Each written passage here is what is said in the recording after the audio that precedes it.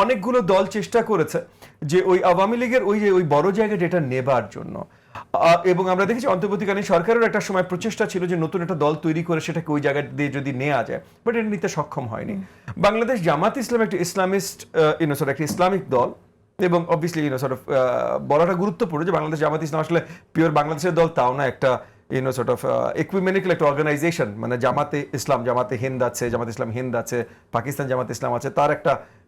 একটা বাংলাদেশি শাখা হলো বাংলাদেশি জামাত ইসলাম, এবং তার একটা কাড্রে বেস পার্টি যারা কখনো মাস পার্টি হয়নি, আগামীতে হতে পারবে বলে আমার এটলিস্ট ধারণা না। সো সেই জায়গা থেকে যদিও জামাত ইসলাম কিছু ক্যাম্পাস নির্বাচন জেতার পর একটা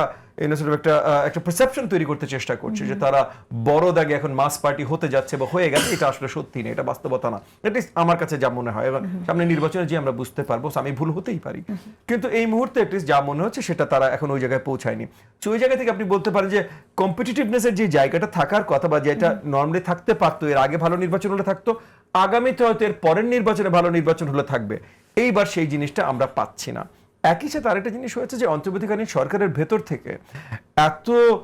ইনএফিশিয়েন্সি বা ইনএডিকুয়েসি এত কিছু দেখানো হয়েছে যে তারা যখন ফাইনালি 14 মাস পর যে কনফিডেন্টলি বলছে তারা নির্বাচন দিবে, তখন আসলে জনগণ ফুল আস্থা পাচ্ছে না যে তারা কিছু বললেই আদৌ দিবে কিনা বা দিতে পারবে কিনা।